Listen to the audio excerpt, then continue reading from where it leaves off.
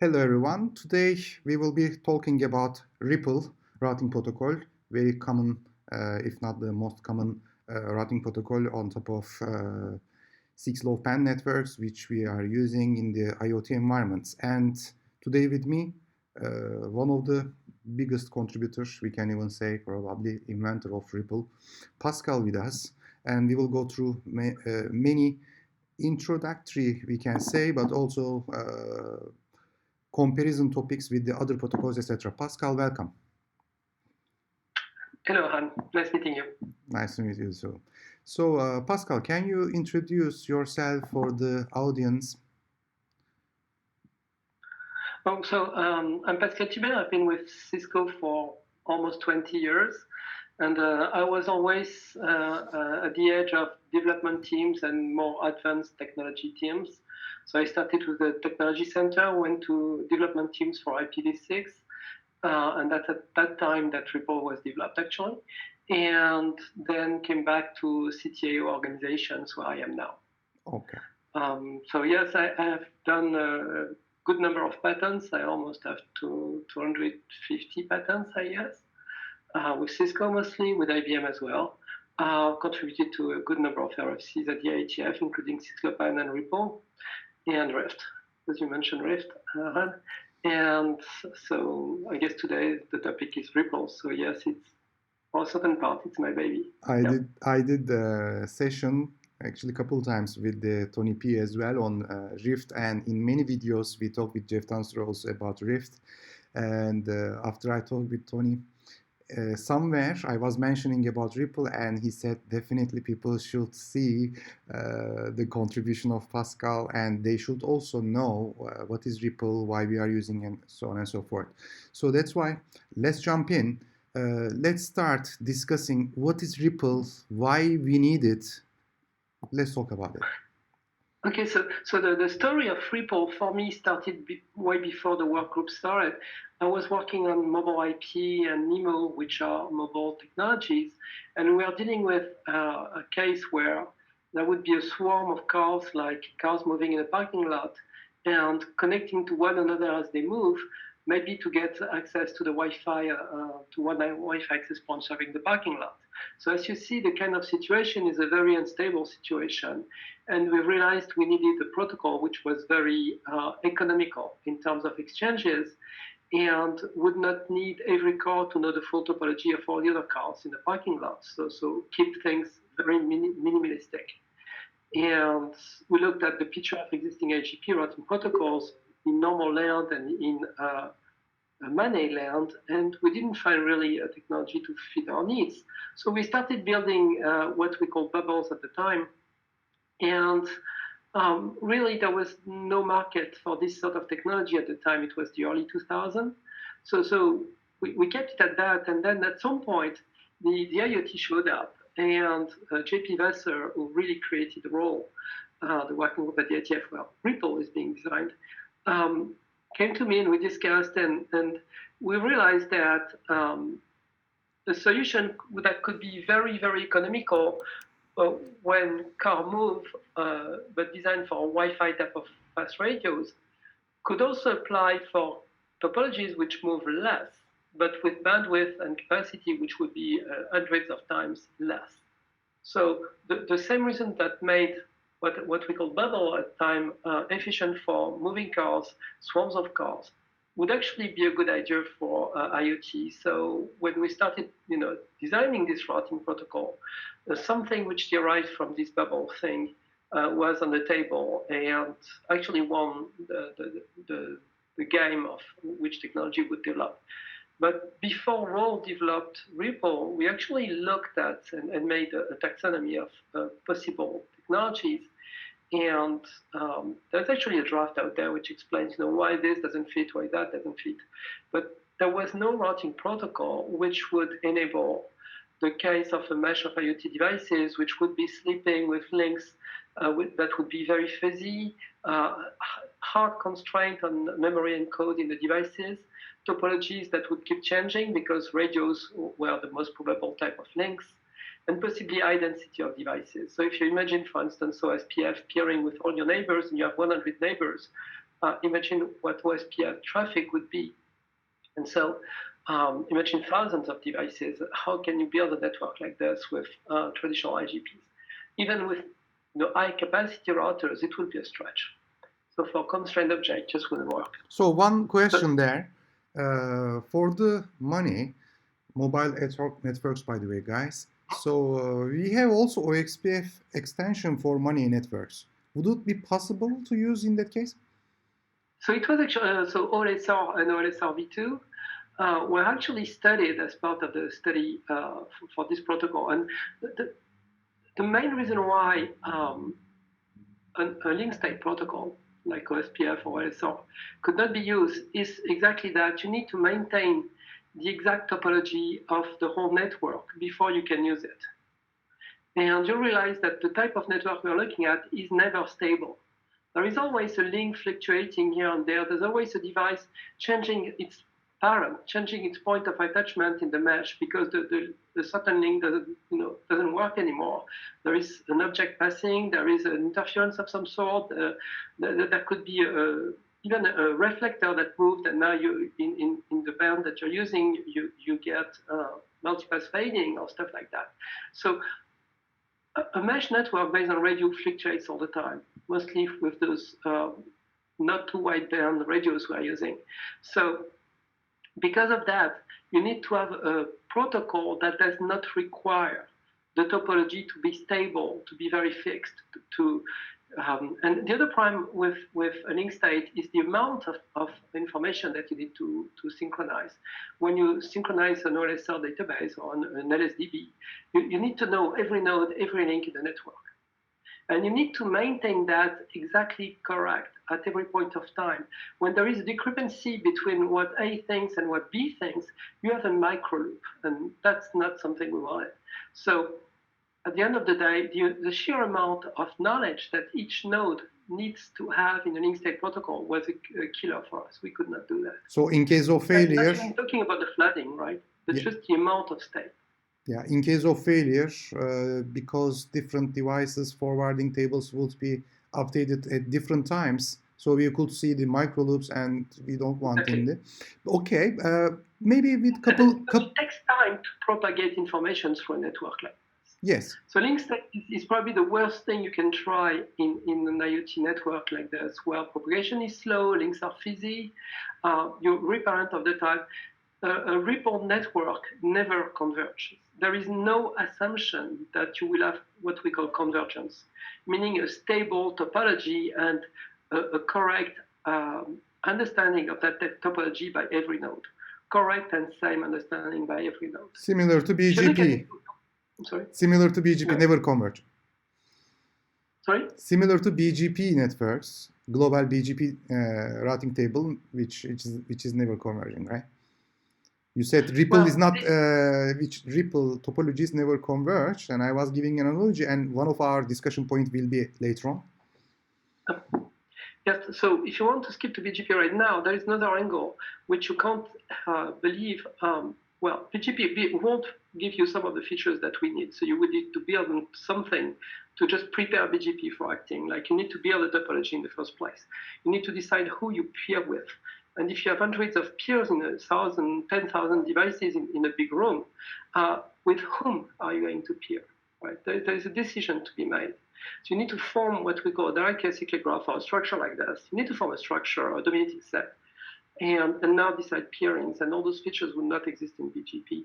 But the most concerning thing is BGP establishes those TCP connections between two peers. And again, you require a very stable topology, very well known.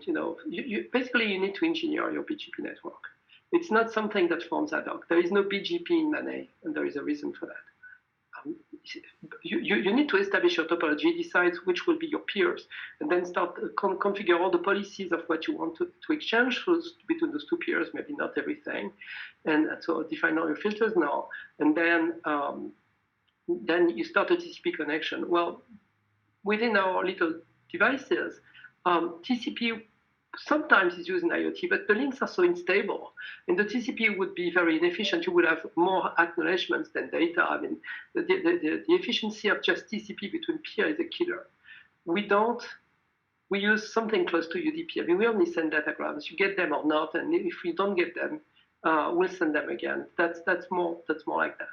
But I see even during the DODAG formation, we have the messages back and forth, almost like a TCP three-way handshake, right?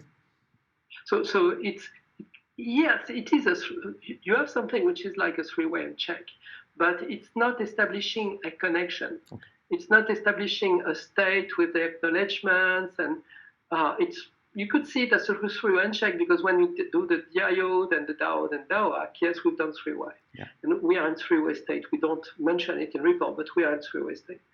But it's not a TCP connection. You don't have the flow control. You don't have the acknowledgement for everything you send, etc. And it's just the control. I mean, I don't want to go too far in comparing with BGP, but just think about forming the network, selecting the peers. I mean, a lot of features will not exist. And then to talk, we don't need BGP. We are much simpler, much more simple. So I think it's very obvious now the use case why Ripple was selected. So what I understand is basically very lossy networks, low power networks, and topology is not stable at all. And we don't want flooding. We don't want flooding information between the nodes.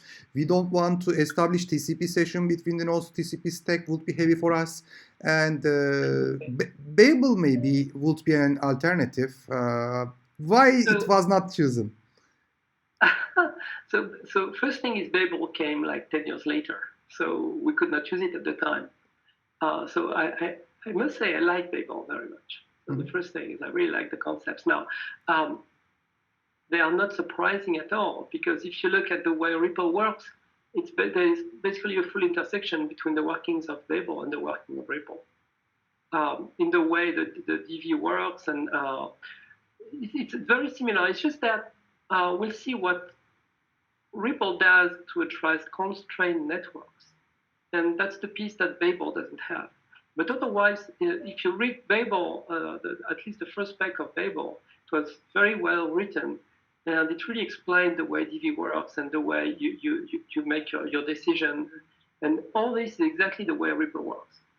So yes, I mean, Babel is perfect. It's fantastic. It's just that it's not optimized for IoT because it will be building a shortest path between everybody and everybody. Meaning that you will get advertisements which are initiated by every node in the network. So you know how to get to that node. In Ripple, we'll use only one node, the root. And everybody will know how to go to the root. That's the first thing we'll build.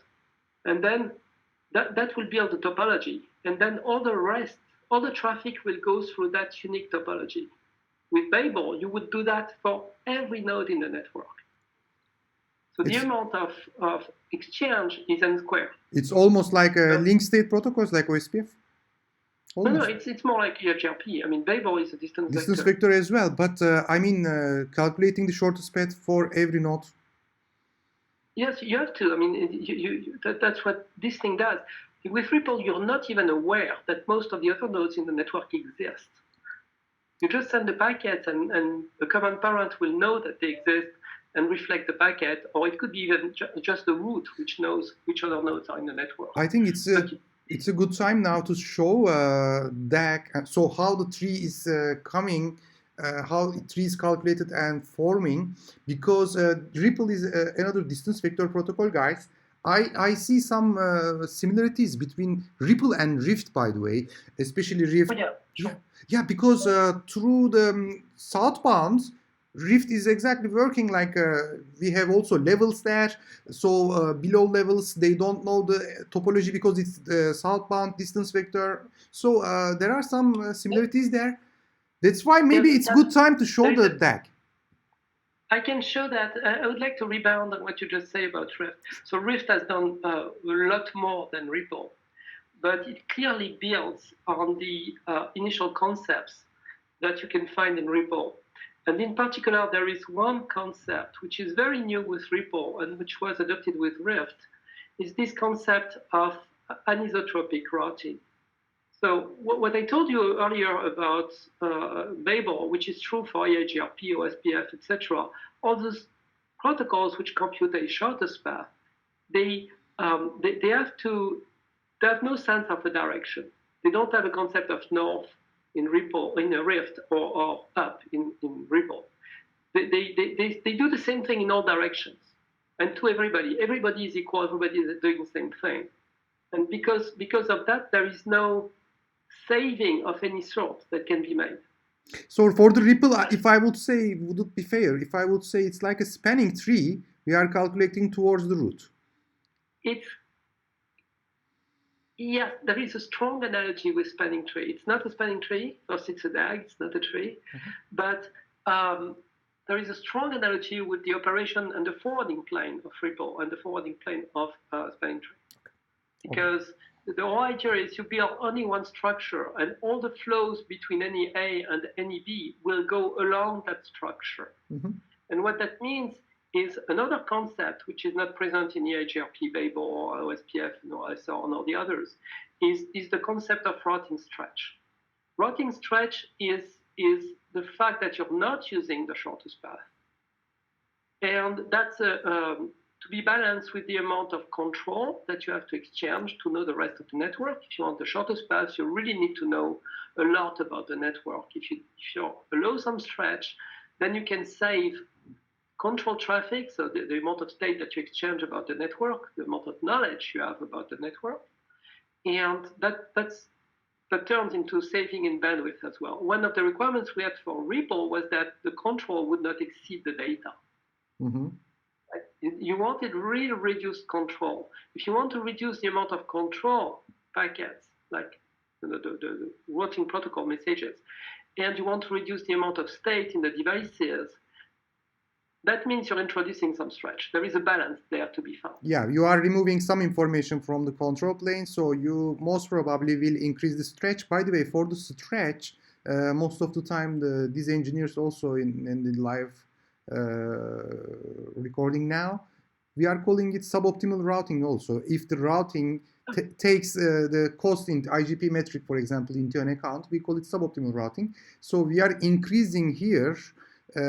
So we are basically creating sometimes suboptimal routing intentionally. One thing that you could regret with Rift is that you don't, but with Ripple, I'm sorry, I first in mind with Ripple, is that you don't exactly know what the stretch will be, how unoptimal, suboptimal your routing will be. Now, it's a common characteristics of distance vectors like Babel or EIGRP that you can have multiple feasible successors with different costs, right? But in those networks, you know all those feasible successors for a particular destination and the cost for each. In most cases in Ripple, when you send a packet to somebody, that somebody is not even present in your routing table. You don't even know he exists. You trust, you send your packet. And if the guy exists, eventually the packet will get there. But you don't have to maintain a state about him. For the most of the network, you don't know who's there, what kind of links there are. Well, all this is kind of abstracted. Because those states for those small devices would be killer, right? Too much. I mean, if you have 32K or 64K of memory, then you cannot, have all the state for all the paths for thousands of devices in your network. So the sort of thing you have to look at is distance vector against link state, and the reason is you don't have to maintain the topology in distance vector. In link state you do. So that's a lot of information you save. And then routing stretch, meaning that you even save more by having either some fisheye operation or some stretch, and we are just doing stretch. And yes, for those who know the way the spanning tree works, you can keep that image. I mean, it's kind of the root of the Ripple network is like the root of the spanning tree, and you will follow the links, only the links which are in the spanning tree to go from A to B.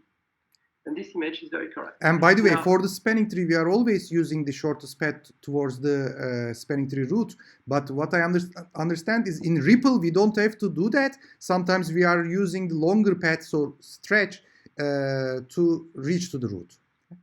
Oh, okay. You can, because we are building a directed acyclic graph, you have multiple feasible successors, just like in EIGRP, and one of them is probably better than another. But the first remark I would make on this topic is that think about metrics for a minute. In wires, you can attribute a fixed metric to a link, right? In radios, what's your metric? What's the cost? And you realize that if you look at things like LQI, link quality indicator, or receive signal strength indicator, RSSI, or signal strength, or noise, signal noise ratio, anything like that, they fluctuate all the time. Meaning that what is the shortest path you're talking about? Shortest for what? If you just want to reduce the hop count, usually you lose. Because if you reduce the hop count, you end up with longer hops, which are a lot more lossy. And then you end up repeating, wasting energy, and your packets don't make it. So usually more hops may have a better reliability and eventually cost less energy than less hops. So hop count is really definitely a bad idea. And once you realize that, you wonder, oh, so what do I use?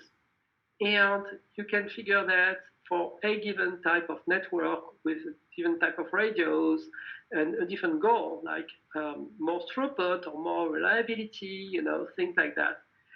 Hey, there might be a different choice for what's your metric. It can be actually a composite metric based on this and that, and even a piece of logic that ties different things together, like how many retries I usually do on this hop, and what's the signal strength, and I don't know what, policy, whatever, some logic which says a bit of this, a bit of that, and I prefer that, but if this is equal, then I do that. So you realize that a value like 100 associated to a link has no meaning. You realize that you have to put something, and with each use case, you change that something. And we extract it from the distance vector operation that is specified in Ripple, the external concept of objective function. So the objective function is not specified in Ripple. There are RFCs which give you a few of them, but you can build your own. It's a plugin into the Ripple main thing. And that plugin transforms your use case, like what you're measuring on this particular radio and how important it is and what kind of logic you want to put in there, into what we call the rank in Ripple. And the rank is now a scalar, and that's what we're going to use in the distance vector computation. What I understand is ported the objective function fact. Okay. Very important. For the objective functions, like if you compare with the maybe more known protocol, like EIGRP, for example, those are key values for the EIGRP, guys, like reliability, bandwidth, delay, etc. So here also we have lots of attributes like that. We call them objective functions in Ripple. But what Pascal just you said, let me ask a question on that very fast. So you say you can define your objective function, for example, which is not... Like you plug in your browser. Yeah. Right? You have view PDF, you can say, I will view PDF like this, like that. For example, energy control, ETX value, which is reliability, ETX we call it in Ripple terminology. So also hop count, etc. These are defined attributes, but you say you can define your attributes. So can I do this logic? Maybe it may not make sense for real life, but can I do this? I want to use the shortest or cheapest monetary wise, cheapest link. So I can define my attribute. This connection is the expensive one, this is cheap one, etc. So I can use in this way as well. Yeah, so for every layer 2, there will be something that you exchange with your peer that will allow you to measure like the quality of this link, and for that you need to have transmissions. And then you can have policy-based attributes that are configured to this interface, like how cheap or costly it is. And then your piece of logic will say, hey, if this cheap link has a good quality, then I'm gonna give it this value of rank, and it's gonna win But if in the same piece of logic you say, oh, if the quality is very bad, then you compute a rank which is much higher, so like a virtual cost which is much higher. In which case the more expensive link, like 5G or whatever else, will appear cheaper, and then that's the one you will select as part. So it's a layer 3 protocol. It is designed to operate with multiple radios beneath. There is even some text which explains you that you can have factors like F0 with the objective function 0. You have factors that you play with the same logic after that, but just to say this is a faster or a cheaper link. So that plays a big role in who wins at the end. But the ripple spec, once you've done this game and computed the best parent and the rank, and that's really the objective function, after that ripple is the same. So there is a generic ripple, and then the objective function which will turn whatever matrix and policy into this scalar we call a rank, and tell this is my preferred parent, this is my second best.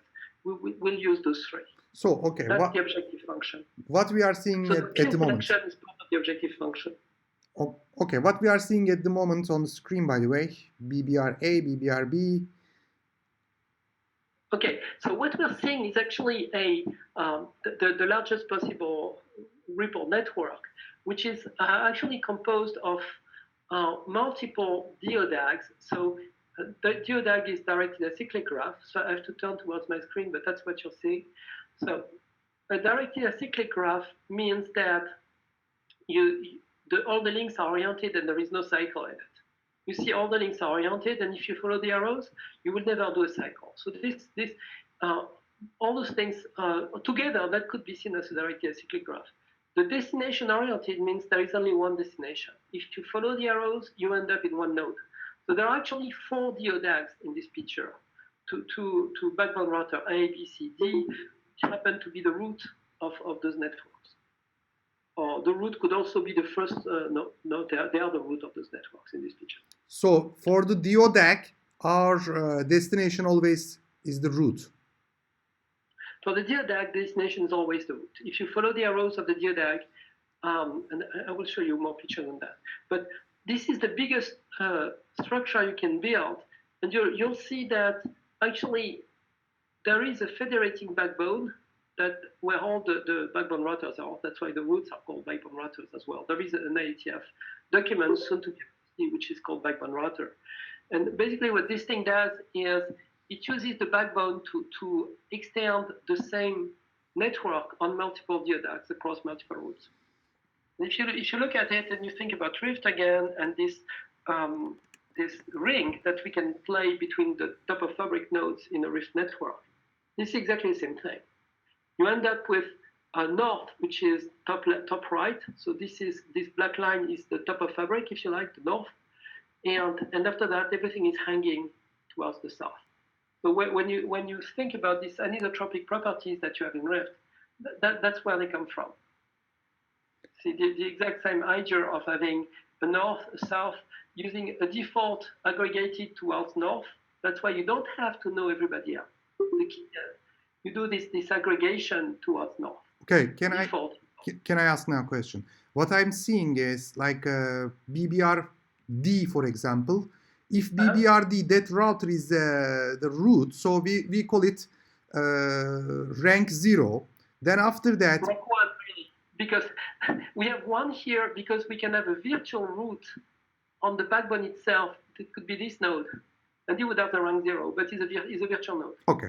And then, so that's how you can get to federate them. Actually, if you want to make that not 4 DODAGs, but a single DODAG, then instead of having the neighbor discovery extensions that we have in the backbone router draft play on this link, what you could say is, oh, the first hop of my ripple is going to this guy between the roots. And the roots are no more roots. Is the root, is a virtual root for the whole thing. So now you have a single DODAG is the destination. Okay. You see? Yes, you can build that way. If BBRD is rank 1, okay, which we don't have virtual, then BBRD rank 1, then below we have rank 2, then rank 3, rank 4, 5, 6, 7 layers we have there. If we use up count, that's what we would get, yes. Yes, 7, right? So obviously the real ranks are not up count. Okay, now what we are saying then, 7 layers. So if this would be, let's say, EIGRP network, we are connecting 7 different routers like back to back, and we are doing every layer we can do summarization. So because this is the distance vector protocol. Now, yeah, but you don't really do that because things move a lot. For instance, this radio link here may fluctuate, and this guy may decide to join this different DODAG. Okay, so they can connect to another DODAG then. Yes, but if this guy connects to this DODAG, this guy will not be able to keep this and this, because yes, now there will be a DODAG like this, or I mean, you have to choose which DODAG you belong to. At this moment, if this guy makes this jump, we call it jumping. If this guy jumps towards a different DODAG, which is different from jumping to another parent in the same DODAG. If this guy jumps to another DODAG, then this guy now has a link to one DODAG and a link in another DODAG. He has to drop one of them because he must choose which DODAG he belongs to. So either he stays in the old DODAG, in which case he has to drop this link, and then maybe this one will drop this link. You see, but you have to all the DODAGs are separate entities. But can I send the traffic? Can I send the traffic to another Ripple node in same rank? Between same rank devices, can I send the traffic or? Okay, so there is an extension. There is something in Ripple to do that. Because if your line of sight with somebody, so if your line of sight between those two guys, there is what we call the multicast DAO, but it's very special thing, which allows me to tell to my neighbors, like a broadcast, I'm here. If you want to talk to me, just pick that one. Right. But it's a very special piece in Ripple. It's not the one people use the most. So normally, what you do is you can't talk directly to the same rank because you don't actually see them. There is a filter. So you need to realize that we can't keep too much state. And part of that game is actually which advertisements, the DIO message which forms the DODAG, and I'll come back to your question, but when we form this DODAG, and we kind of decide which rank we're going to have, so like a 1, 2, 3, 4, 5, 7 of earlier, we kind of filter out any advertisements which is deeper than that. Because if you would attach deeper, you might create a loop. This filtering is done by the upper rank, right? So for that one, upper rank device needs to filter. Okay, is this filter you create manually or is it automatic? No, it's automatic in the protocol. You just say once you decide your rank, you ignore any advertisement from a rank which is more than you because you cannot choose that. By the way, this filtering you are solving in Rift also in very elegant way. I mean, you have to. I mean, basically, you'll find the exact same concept that a packet can go up and then down, or north and then south, but it can never go south and then north. Yes. That's what avoids loops. Yes, avoiding the loop. That is actually inherited from Ripple. Because of this, it's one of the anisotropic concepts. I mean, that's part of doing anisotropic routing. Mm-hmm. It's actually, it saves you from loops automatically. Because you never can go up once you've gone down. Yes, yes. But, so you need to be very aware of what's up and what's down. Otherwise, I mean, when that fluctuates, that's the little time why you can have a loop. Once that's settled, there is no loop. So in this topology, in let's say BBR4, BBRD is as the root, which devices here keeps the default route? So let's go to how it works, because you asked me and I actually have an animation. I hope you can see animation on the screen. So let's see this. So basically, we start with a radio connection, which can be very weird. Oh, by the way, to put the animation, I would have to go full screen. To go full screen, I would have to, again, have my problem sharing the wrong screen. Oh, I hate it. So basically, this is an animation. So let me just start to play. Just wonder if I can switch which display. Yes, that's what I wanted. Okay, so good. There we go. So now you should be seeing this network. So you see, what you have, and I drew little blue range, but the range could be a bit more. So basically what you have to start with is just a plain old set of nodes, which is each having a broadcast domain, like how far my radio can go. And that encompasses a certain number of nodes. And if my broadcast domain, if you are in my broadcast domain and I am in your broadcast domain, then we can establish an IPv6 link because it needs to be the bidirectional. So I need to be able to receive you, you need to be able to receive me. So we need to have this intersection of two broadcast domains. Now we can set up a link. And we can use either the layer 2 to know if this link is stable, like using metrics coming from layer 2 triggers, or we can use neighbor discovery over it and use ND to do NAD and stuff and check that the peer is still reachable, whichever way. So you have this radio link. And to answer your question earlier about BGP, okay, well, which are my BGP peers? You have to elect that. You have to decide who peers with who. If you have thousands of neighbors, you can't peer with everybody. There's just too many. Too many. So the trick in to address density in Ripple is what we call trickle. Is the fact that when you will do what we just do next, which is send a DIO, we'll use a trickle mechanism. It's an RFC, a separate RFC because is it in 6550? Is it in 6550? No, it's a separate RFC. It's actually a fine paper from Stanford. So okay. This is a contribution by Stanford, actually. There are multiple sources of things in Ripple. So this trickle algorithm enables that only a few nodes in a certain area will send packet, new information, really, whatever the density. And so this trickle algorithm is very, very important in Ripple to be able to build pretty much the same topology regardless of how dense the network is. Is it like a DF election type of things? Designated forward election type of election? It's not an election to start with. And yes, at the end it ends up selecting parents, but no, the analogy is not really good. It's really a flooding mechanism based on broadcast, but that will make it so that if in a certain period you heard enough broadcasts around you, you find that you don't have to broadcast because if all those neighbors around you have already broadcasted, then you don't need to. Okay. So it's really a flooding mechanism. And the idea is when there is a new information, then you restart a certain timer, you get some randomness in it. And so if others have a shorter random than you do, they will speak first. And if you have received like 4, that means around you, the message has spread. And so you don't need to talk. So this 4 will be critical, not how many you are in your vicinity. Okay. It won't depend on that. If you're very dense, then the 4 will be sent faster. So you can estimate your density by looking at how fast the 4 messages are sent. But that won't really change the structure that you build. Okay. You'll build the same size number of routers and blah, regardless of how many nodes there are. Now I have a question, but actually even in the beginning it would be better to ask, but now before we proceed, maybe it's better for me to also understand all what's happening.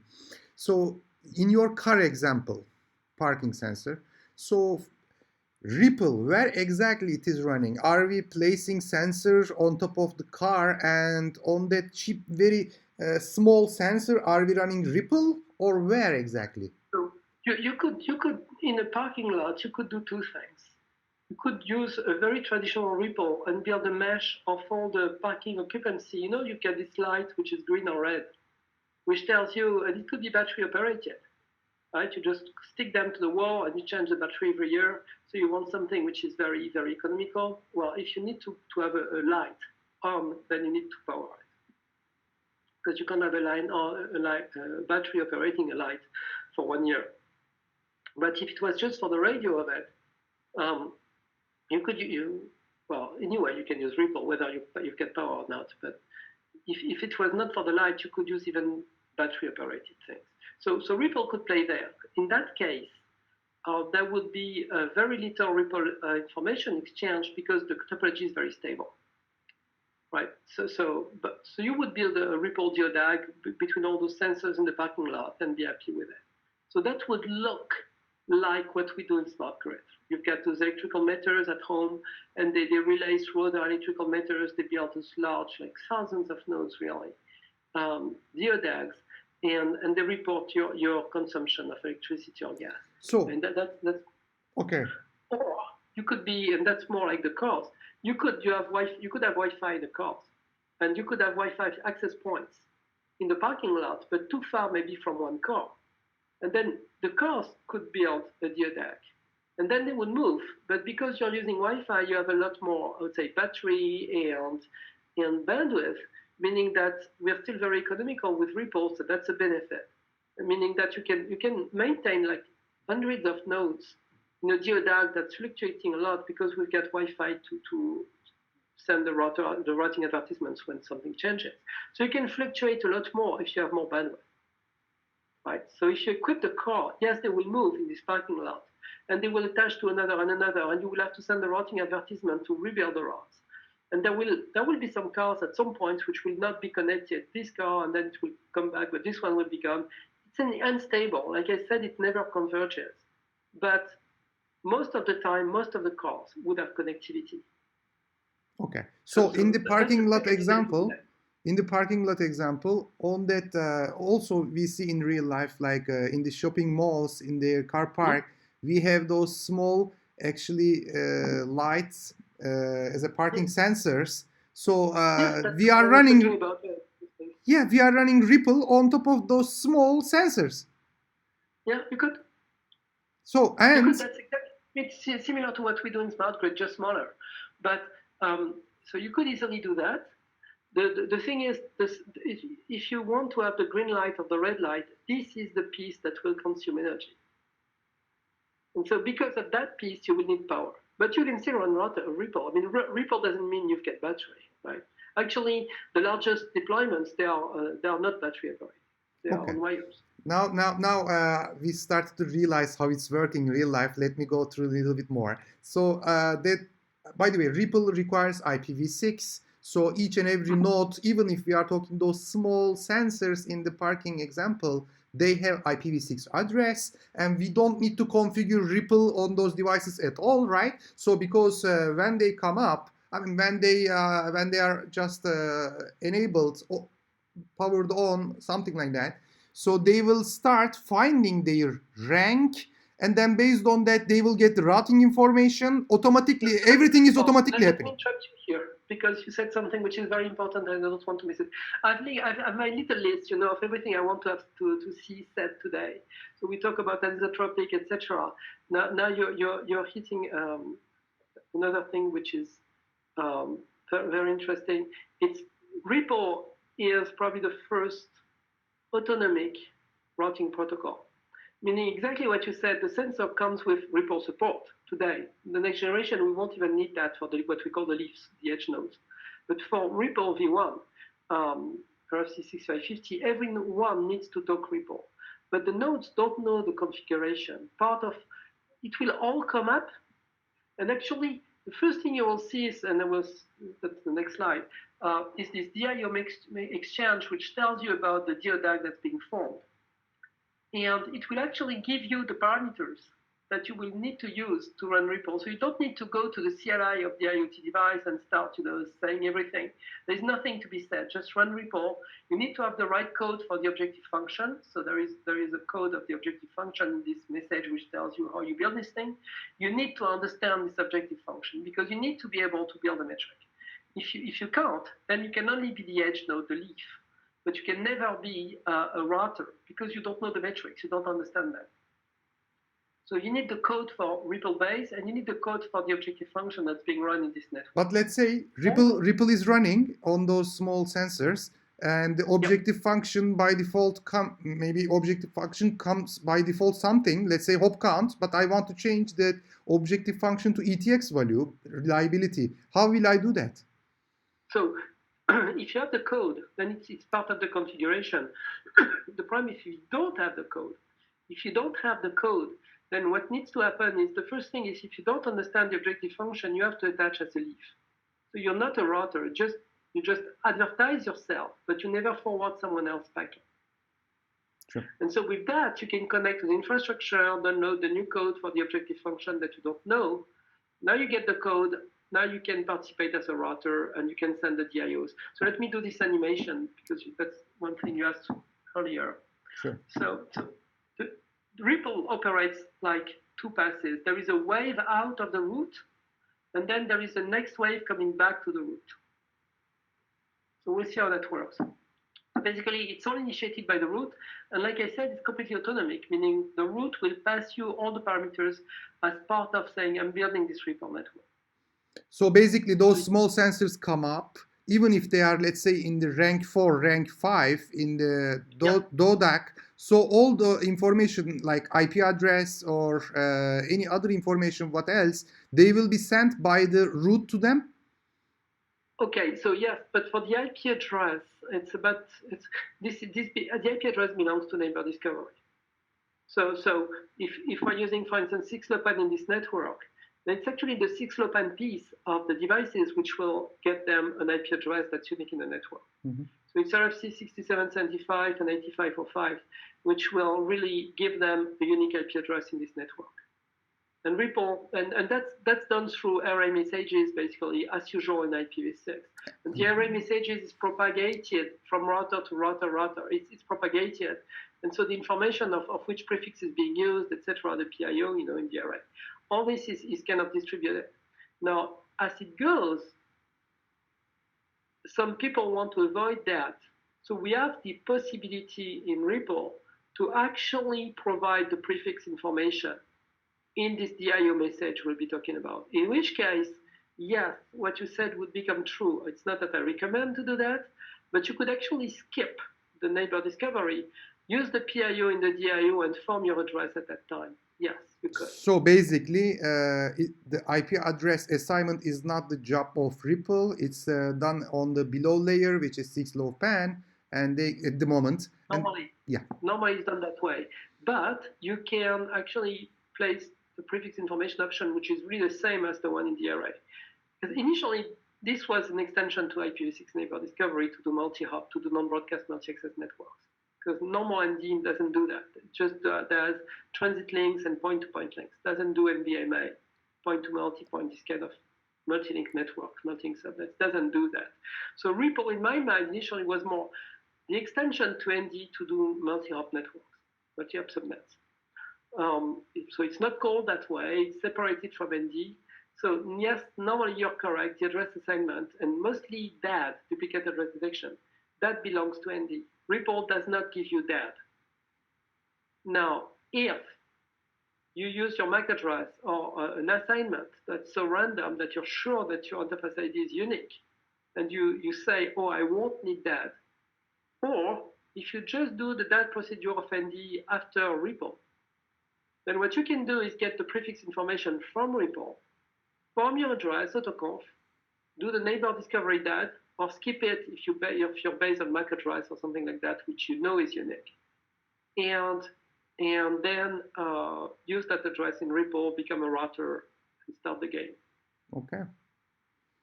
So in smart meter example, so at our home, we have those smart meters.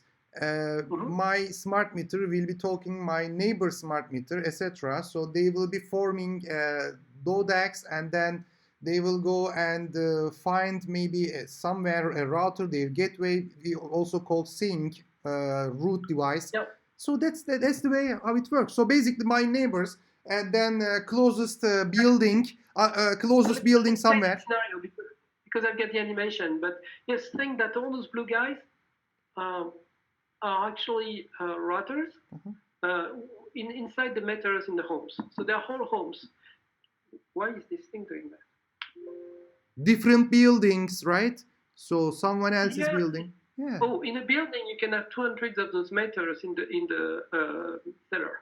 Yeah. I mean, in Canada, it's and they all do radios and they all do wireless within one another. Very strange. So basically, what I'm getting at is this thing. Oh, okay. So it just started with could you see the animation? Yes. So the first pass is the root sends the DIO message. I said 0, but it's really rank 1. and the DIO message spreads. And as it spreads, the nodes repeat it, they compute their rank, and they repeat the DIO message. And what in blue, in red, what you see is the link which is selected as preferred parent link or a secondary parent link. So it's on your parents that you select. And the default route is installed with the red arrows. What so I that's see the there. first pass of report. What I see there at the router 6, at the very bottom, router 6, it's like two parent, for example. So can we do ECMP? Yes, exactly. That's the point. Those networks are unreliable. The radios, they work, they don't work. You can never do a reliable radios. I mean, people claim that, but we are forming this new working reliable and available wireless at the IETF, just because you need layer 3 above the radios to use multiple links to get reliability, because a single radio link will always fluctuate for some reason. This could be multipass interference, this could be a passing object, this could be an interferer in the ISM band. There are tons of reasons why a radio signal can be lost and come back again. Okay. And even with your normal phone on 3G, 4G, you realize that sometimes you talk, sometimes it works, sometimes it doesn't work. And then you move by a few meters, and then it works, right? So you know, a single radio link, even with the best technology we have, like 4G, doesn't work all the time. It fluctuates. And so the only answer to that is to have multiple possibilities.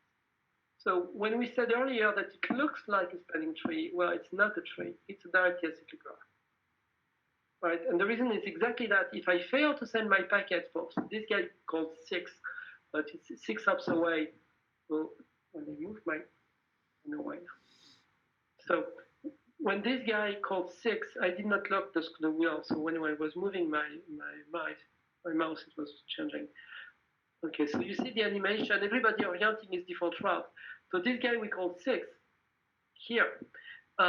He can select more than one parent. There is a preferred parent. So there will be a preferred tree, which would be like a spanning tree, but it will elect other nodes. Mm-hmm. And so the second pass will be what we call the DAO, is to let either only the root know, or to let the path, the nodes along the path know that you're there. So in RPL, you have two modes, non-storing mode and storing mode. Yeah. Storing mode is stateful. What that means is 6 will send a packet to this guy here. Oh, man, I can't click on them because I'm in animation. Let's say router 4. Yes, well, but there are many router 4s. Yeah. But it's parent at rank 4, and it's parent at rank 5. In storing mode, it will say, hey, I'm this guy, I'm Pascal, and you are one of my parents. And so those guys will store a route on this link towards me. So I tell my parents I'm here, they have a route, both of them have a route to me. Yeah, they store for the below rank.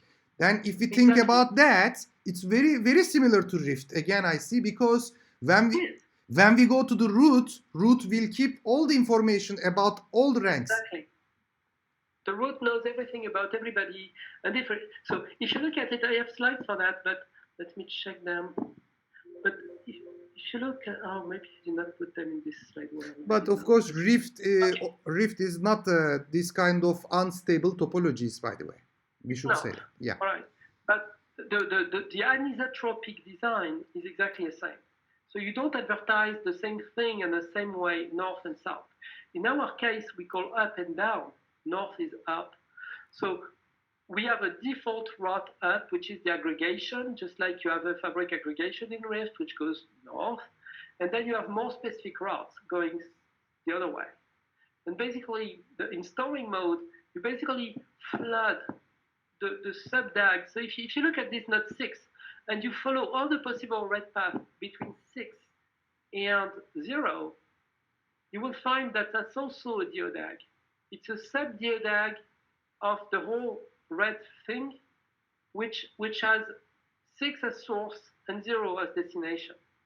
It's a direct acyclic graph. By the way, in this topology, we have so many DODAG, right? We have what? In this topology, we can have so many sub-DODAG. Oh, yes, we can, exactly. And so there is the sub-DAG and there is the reverse sub-DAG. So the same, but you switch the arrows the other way. So the first thing you're going to do here is in this DAG between 6 and 0, you will flood the information that 6 is there. Yeah. And everybody will learn from, I got it from him, so he's on my way to 6.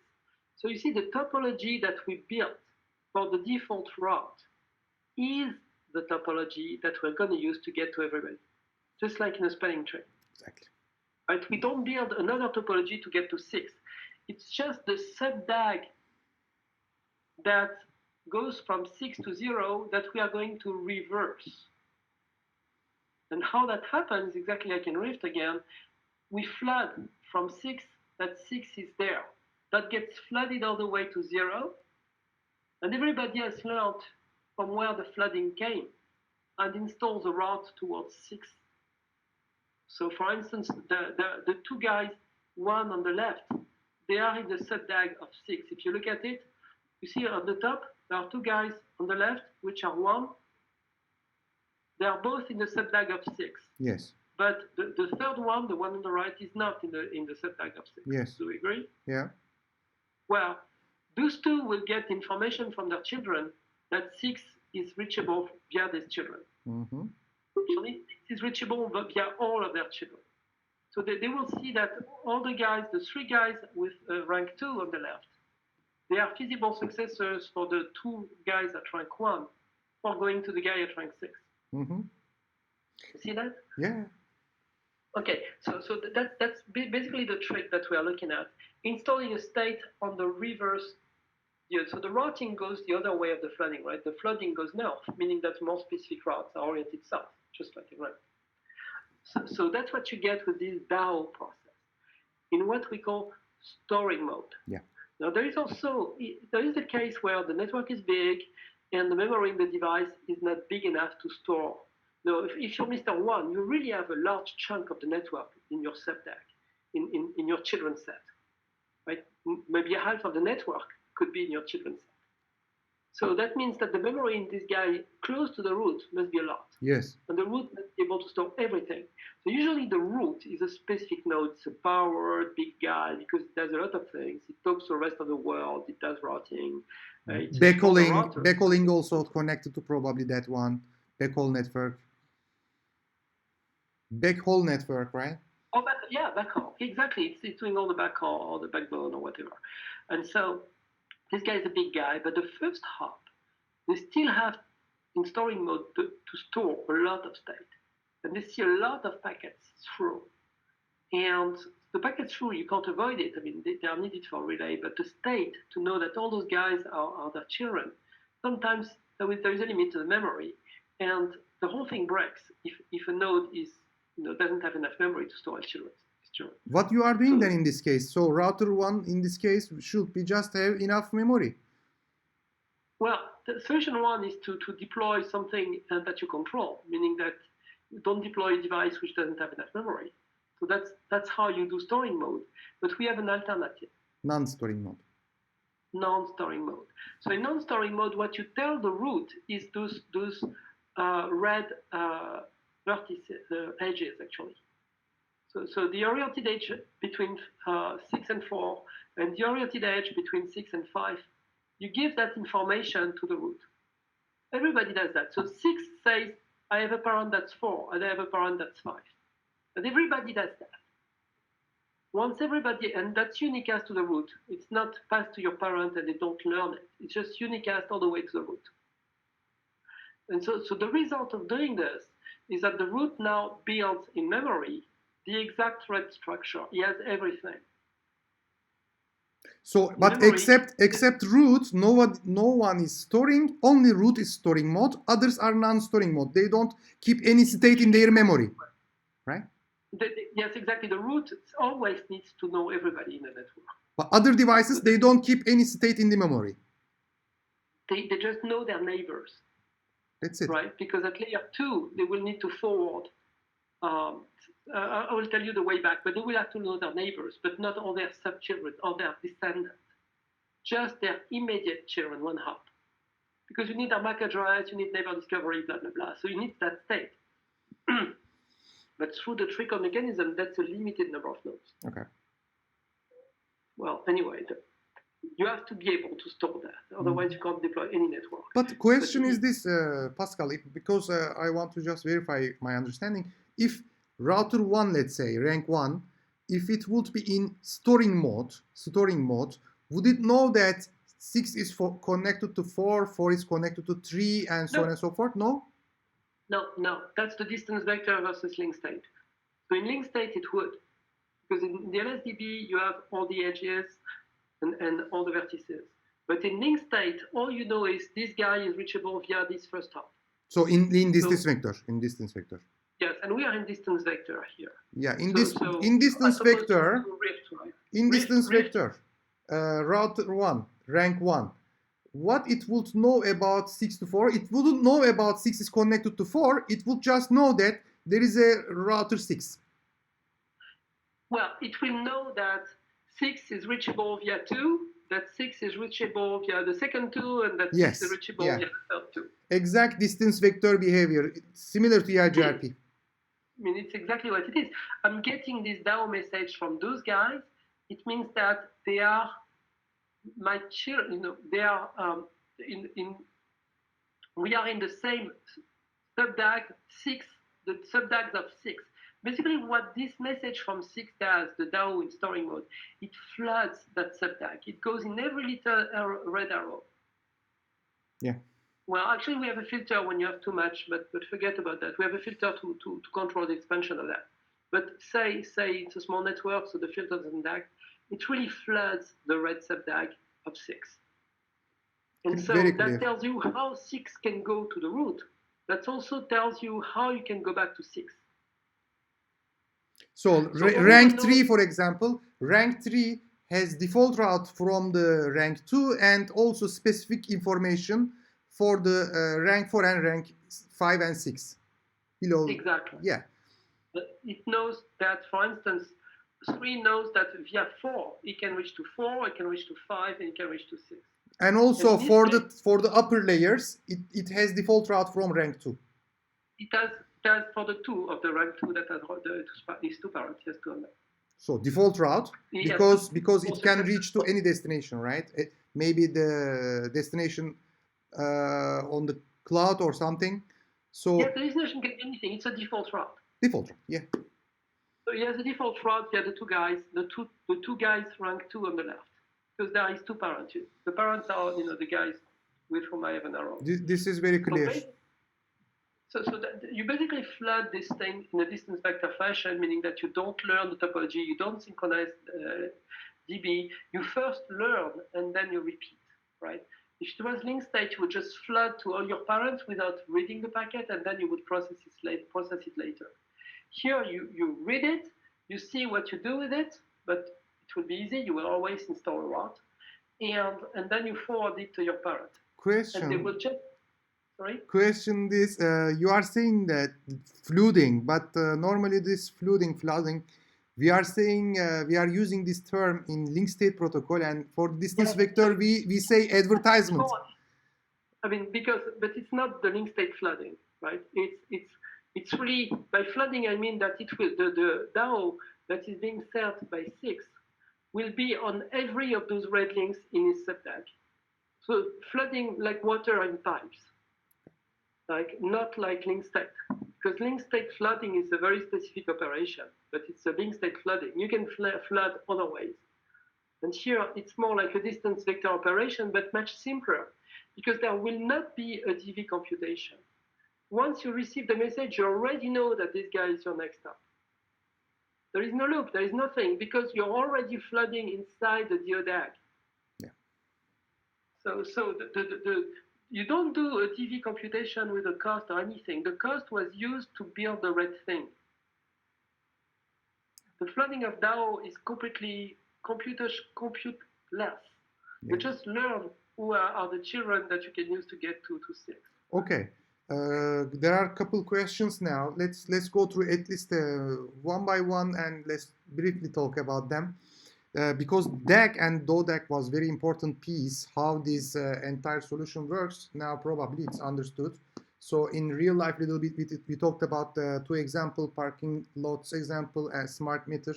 Of course, hopefully we can meet again and we can we can discuss some real life use cases more, but in this session, as I told you, it will be a brief introduction. Question is this: what are the vendors deployed today? Ripple, Cisco is there. We know what else? Major. So I don't really make a list of the vendors. I can tell you two things. First, we are mostly using Ripple as part of the Wi-Sun Alliance. Mm-hmm. So Wi-Sun is a smart grid alliance, and we deploy smart meters, and we have millions of nodes deployed doing Ripple. So it might be that soon it's the most deployed routing protocol in the world. Okay. So by the way, if I get Cisco is not producing sensors, right? No, we are not producing sensors. We do have a stack. So if some people want to make their meters, but they want to use our code for the Ripple, they can. Okay. But we are not doing the meters. We are doing some small routers that can be in the mesh. CGR, I think. Wants, CGR. No, the CGR is the root. Okay. So we are making the roots, but we have the IR500 series, which are equipped with a radio and like an Ethernet port. So if you want to connect a device which just has Ethernet, then you actually buy one of those little devices and you plug your Ethernet into the IR500, and the IR500 will join the Ripple network for you. Also has radio, right? It's a radio and an Ethernet port. It basically takes your Ethernet packet and puts it in the Ripple network for forward. It's just a router. Okay, so it really shows as a router. You plug your PC in this router, and guess what? You send your packets across the Ripple network. Okay. Another question is this: you already told us these parking lots, also smart grid. What else? What are the use cases in real life? What you see for the Ripple? Common. Okay, so Ripple is a layer 3 protocol. So you could use it for everything you like, but look at its main properties. And then it might be the right routing protocol when those properties are desirable. So we talked about anisotropic, so you don't want to store a lot of state. So usually you think constrained networks. That's one. So when you have radios, you have constrained in bandwidth, you have constrained in the nodes, you're battery operated. You don't want to spend all your battery doing networking, right? Mm-hmm. So Ripple is useful in not only fixed scenarios like the parking lot meters, which give you this green light, but also the things like the cars or trucks, which might form a platoon, for instance, and they're swarming, like moving related to one another, and maybe finding an attachment to the internet.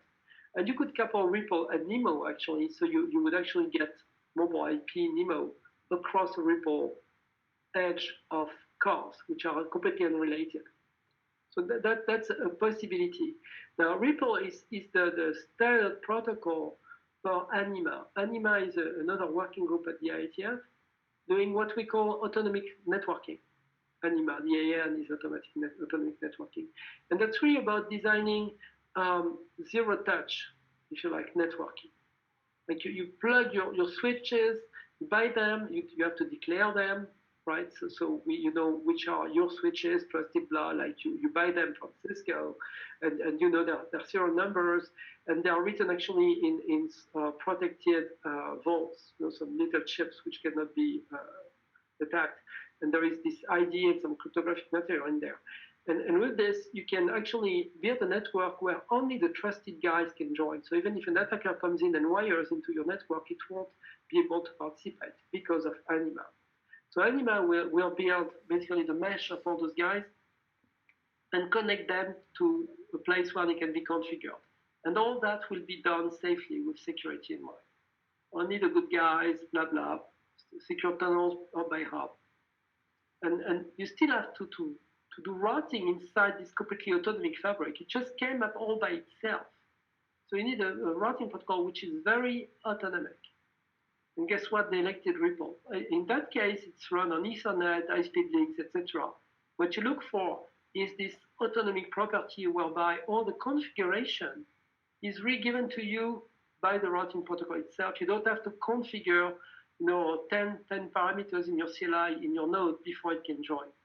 Because there is a chicken and egg. It has to be zero touch. Okay, can I, for example, in my network. Let's say I have local area network, then through the wide area I am connected to data center, and let's make it enterprise network, let's say, not service provider, enterprise network. I have these pieces. So, and most of the time we are seeing they are using EIGRP OSPF, not even ISAS, EIGRP OSPF. Can I use in those network Ripple instead of EIGRP or OSPF? Well, if just if, right? You have a switch fabric, like an older switch fabric. That's doing spanning tree, something like that. There is no real optimization between nodes anyway, because you go through a spanning tree. So you could replace that by Ripple and make it completely layer 3. So that's one thing you could be doing. Not use spanning tree anymore, but make it a layer 3 spanning tree with Ripple. And if you do that, then you win, because if a link breaks, the alternate is already in the protocol. It's not like it's cut like spanning tree. It's already usable. So that's one thing you could. Obviously, you could use it. If you did a routing protocol, it is a routing protocol. What about okay? So you for shortest path. If you're in a network where you want shortest path, you have multi-layer 3 hops, and you want shortest path, then you want EIGRP or OSPF. If you mostly do traffic towards the access router that goes in the internet, like you're in a campus, but there is no campus-to-campus communication, everybody is going to the internet, then maintaining all your routes is useless. And Ripple will give you the same routes to go out. It will already give you alternates, so ECMP and even non-ECMP routes, to go outside. So to go outside, one could argue that Ripple gives you a better service. Well, it would give you the same as EIGRP, because you can do feasible successors with the EIGRP. But normally you would not use Ripple in that case, because usually you have point-to-point connection inside this network, and you prefer to have shortest path.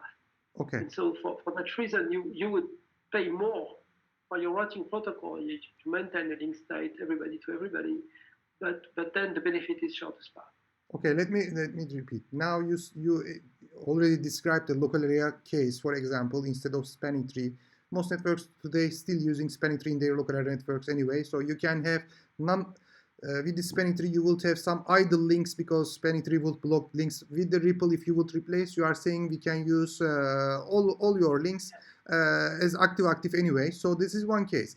For the wide area network, let's say, not local area now, wide area, let's say it's connecting local area to the data center. For that reason, I can also use Ripple, you are saying, instead of EIGRP or OSPF, because Ripple also gives us ECMP capability, equal cost multipath, also unequal cost multipath, which EIGRP can give me because it has feasible successor.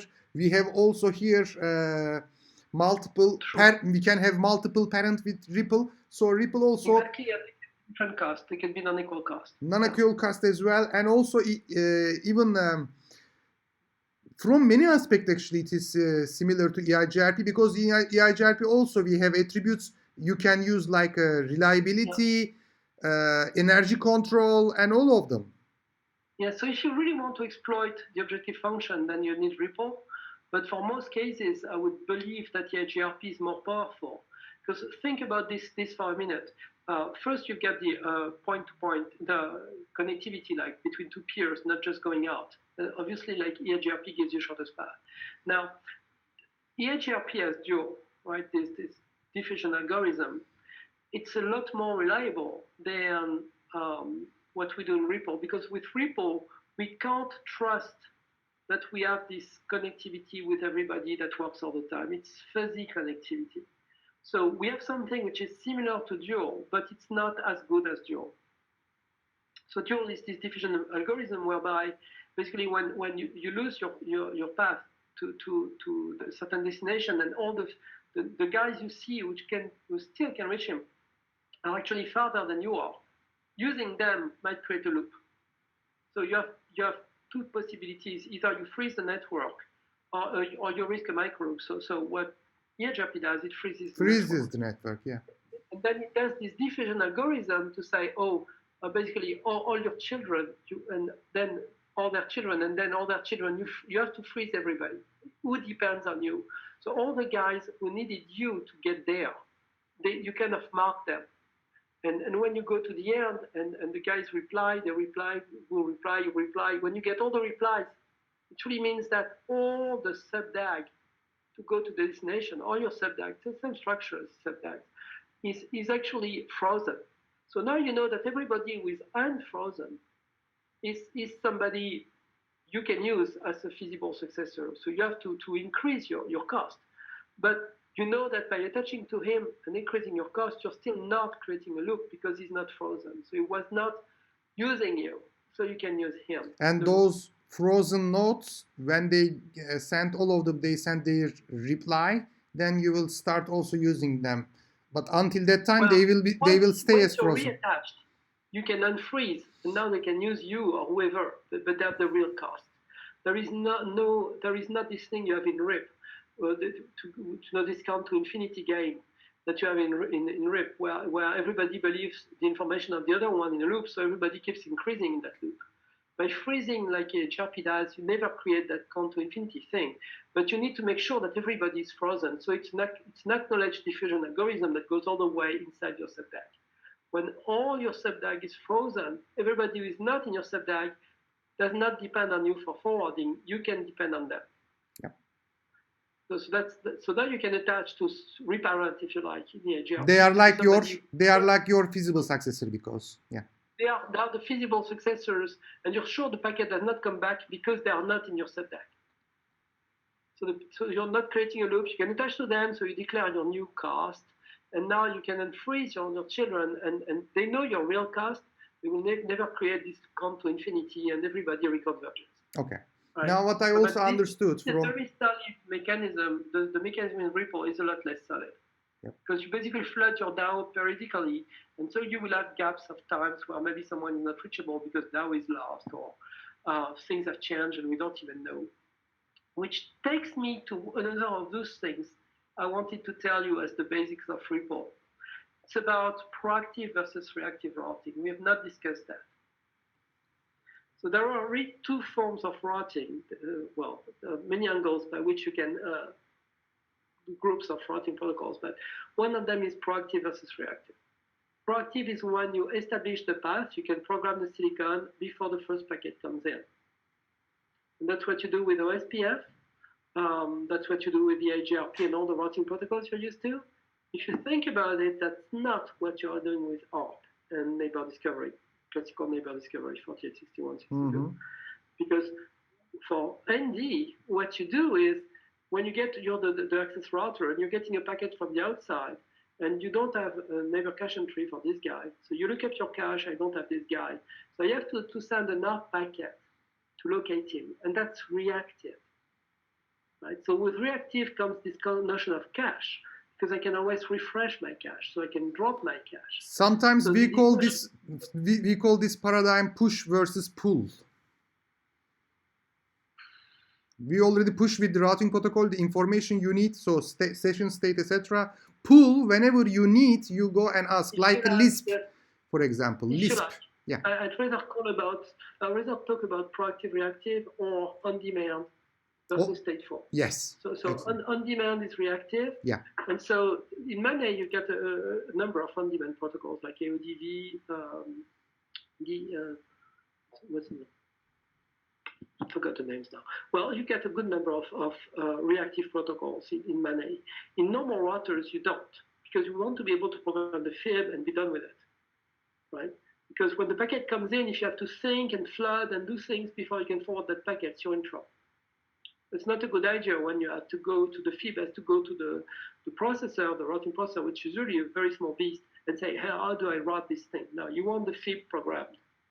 Well, that's true all the way to the last hop. When you reach the last router, it has to locate where's the MAC address of this guy. If it's not in the cache, he has to do a lookup. He has to do an ARP lookup, he has to do an ND lookup. That's reactive. But the very last hop, the last thing to deliver a packet is reactive. That's painful. And if you look at what the routers have to do to discover in the hardware that we don't have the cache yet, we have to reform one, pound to the processor builds the ND message, sends it to that awful game, and that's prone to attacks and all of them. And that's critically bad. for modern networks. That was excellent for networks in the 90s when it was designed, but for today it's completely awful. Delaying the forwarding because we are increasing. Yes, you have to delay the forwarding. You drop the packet until you get the response, because you may get a DOS attack, and it's actually a very good vector for DOS in your network, because you just, you have 64 bits that you can randomly assign, send packets to that address. The routers will have to do lookups for all of them, and they're supposedly to save one packet for each of them as well. So that was cool when you have a single Ethernet link. It was really a wire, like the old yellow wire in the 90s. But when you have like an overlay, and before you can even send a packet, you need to have the VXLAN tunnel established. Well, it has to be established proactively. You have to, well, not the tunnel itself in the edge node, but the mapping server up there has to know all the edges. It has to know who's there and where they are. So you want to establish all that, the state in the mapping server has to be proactive. Yeah. And that's not consistent with the way neighbor discovery and ARP work today, right? That's why we are also doing other works at the ATF too. And in SIGSOPAN in particular, we could not afford those broadcasts, because associated with the reactive, there is also the concept that if you don't know, you need to ask. To ask whom? Well, to ask everybody, because you don't know where he is. You have to cry out, hey, where are you? Or you need to have authoritative servers, like in the case of Lisp, etc. Ask to them, or DNS. But that's when you're proactive. But in normal ND, what you have is you reactively look him up. You need to ask everyone. And for IoT, we could not afford that. So if you look at it, the SIGSOPAN ND is exactly that. It's a proactive method to proactively set the neighbor cache in the router. So when the first packet comes in, the router already has a step. And if you look at it, that's exactly the same thing Wi-Fi does. For the same reason, Wi-Fi doesn't like broadcast. Number of reasons for that. You have already entry, but for the lower level ranks, you have default route for that entry. Yeah. So not in specific. RPL, yes, you just in need RPL, to resolve your children. Yeah. But I was talking about reactive versus proactive, just to give you and the listeners a class of network protocols which are proactive, like OSPF and routing protocols in general, and operations which are reactive, and neighbor discovery and HARP are really well-known examples of reactive protocols. But AODV is another one, and DSL, which is another name I was looking for money. They're all reactive, which means that you get a packet, you don't have the destination in your field. What do? Well, you cry out loud. You send a broadcast lookup, which is repeated till it finds the destination. It really floods the network. And then it comes back to you if it really hits the destination, meaning the destination is there. And then the message coming back, or sometimes the message coming in, traces the path from between you and him, and now you can talk. And we have a variation of RPL, which was initially the experimental P2P RPL, and now we have AODV RPL, which work like that. But we can use reactive. But for the most piece, the main RPL 6550 is proactive. We build this DODAG, we send those down messages before we need them, before the first packet comes in. But what's interesting is we are reactive in maintaining the path. Mm-hmm. We don't actually, when there is a link flapping, something going down, etc., we don't necessarily fix it immediately. So what we do instead, and the reason for that is because we have this requirement, we said earlier, that we don't want more control than data. So say you don't have a lot of data in this network, you might spend all your cycles fixing the path that's not being used. So what we actually do is, on the data that's being forwarded, we check if the basic rules of forwarding are still maintained. Like I told you, the packet can go up and then down, but it can never go down and then up. Mm-hmm. So we actually put a little header in the packets where we trace what's the feeling of up and down of the two peers, and we see if the packet is going up or down, and if it matches what the sense of rank is for those two peers. But if it matches, then the packet is respecting the rules, meaning we are not in a loop or in a weird situation, so we don't repair.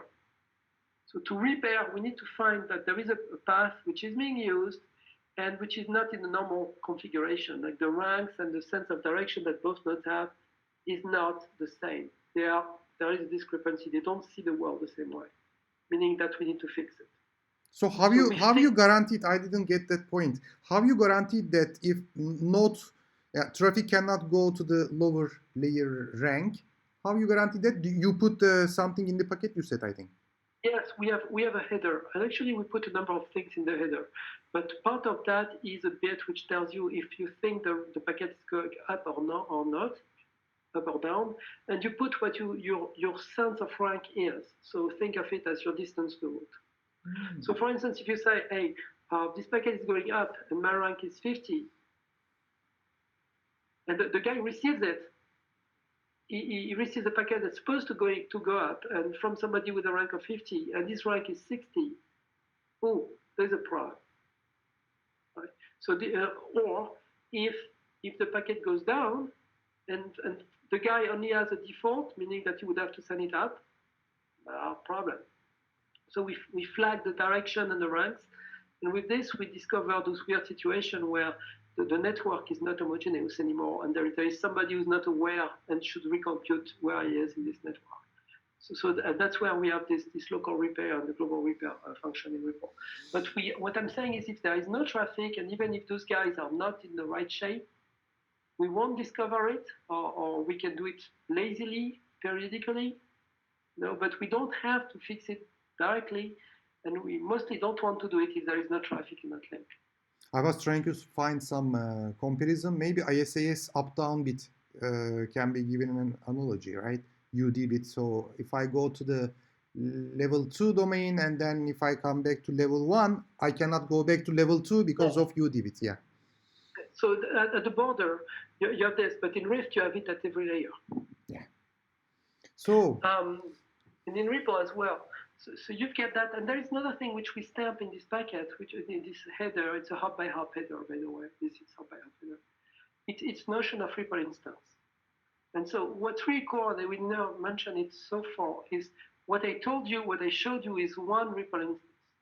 You can build 10, 15 RPL instances, just like you can have OSPF instances, history instances. They live like sheep in the night, they live their lives. And they build different topologies. And it's like we used to have something called multiple topology routing. MTR. You need to basically build multiple routing topologies, and you tag the packet to say, I place it on my video topology, my data topology, my deterministic topology, whatever. And so it's kind of a course, and for that course, I have a different path, different links, which may be reserved for this, etc. So with RPL, it's meant to be, and we actually are the first place in IP where we actually signal it correctly in the header. Some people used to overuse the DOS bits or something to do that because VSys itself doesn't have the notion of multi-topology.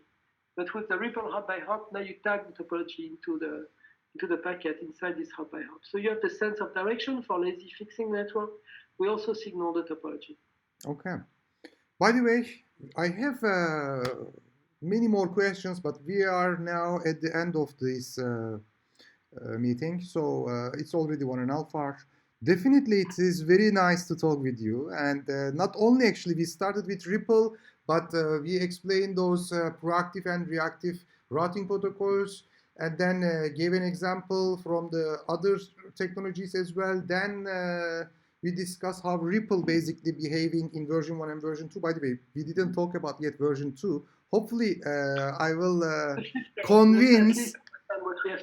Yeah, I will convince Pascal for the second session. We need to talk about, because a couple things in my mind. I have already some questions like in real life, what are the competitor protocols, etc. We discussed some of them, of course, like Babel, etc. But more on that one we need to discuss. Also, I want to see some extra, maybe, of course, without any confidential information, some real life deployment example it could be. Yeah, it would be also. We need to talk about. I know what they are, but I'm not doing the press release type of. Sure. Maybe just you can say like. We deployed somewhere, we don't need to even say it, of course, the country, say business type. Okay, for smart meter example, we deployed in this way, and this was like a lesson learned. So we can visualize more what exactly RPL is doing, what we can do with it, so on and so forth. from that aspect, because IoT is getting more and more every day to our lives, it's touching. So I think for network engineers, it's very important now for even average network engineer to understand what we are talking at the moment. So not just expert guys, etc., or IETF folks. That's why I record this video, and hopefully this will be useful for many people. This is an introduction level, of course, but for the next videos, hopefully we will see a little bit more, maybe real life example. Plus, I have a couple more questions still for the basic stuff. And Ripple has version 2 now, coming with SDN. We will be starting to work on it. We are laying the ground for it, but we have to finish some work like the Ripple unaware leaf, which allows to use neighbor discovery from the host to attach to the Ripple router, but without the leaf itself, the host doesn't understand Ripple at all. I told you for now, the host needs to speak Ripple via leaf. At the moment. The Ripple unaware leaf will just use RFC 8505, which is the new version of IPv6 6LoWPAN neighbor discovery. And that would be enough for the router to do the Ripple game on his behalf. Definitely. So that's coming. We are almost done with that work. Version 2 is coming. They are working on it. So definitely what they are working for a little bit more, we need to deep dive. So hopefully this session was useful. And thanks a lot, Pascal, for your time. I really enjoyed and learned from you. So hopefully I can also continue to learn from you and my audience as well. Thanks for joining today. Yes, my pleasure, Orhan. Talk to you next. Yep. Bye for now. Bye.